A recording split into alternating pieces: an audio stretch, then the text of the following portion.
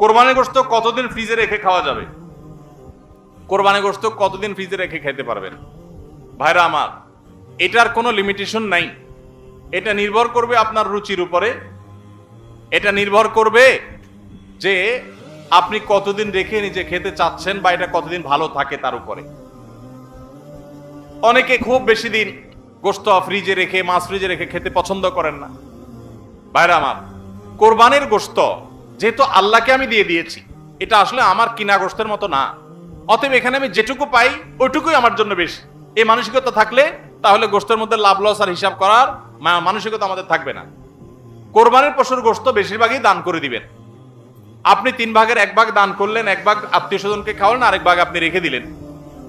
এটা হলো মুস্তাহাব, কিন্তু এটা জরুরি না। কেউ যদি বেশিরভাগও রেখে দেয় তার কোরবানি হয়ে যাবে। উদ্দেশ্য যদি আল্লাহকে খুশি করা হয়, গোশতটা যদি মূল উদ্দেশ্য না হয়। কারোর উদ্দেশ্য হতে পারে যে আমি রেখে দিয়ে পরে আস্তে আস্তে আল্লাহর রাস্তে মানুষকে দিব, গরিব দুঃখীদেরকে রান্না করে খাওয়াবো, নিজেরাও খাবো, তো আলহামদুলিল্লাহ তিনি রাখতে পারেন। এটার কোনো লিমিটেশন নাই যে কোরবানি গোশত এতদিনে বেশি রাখা যায় না, এমন কোনো কথা নাই।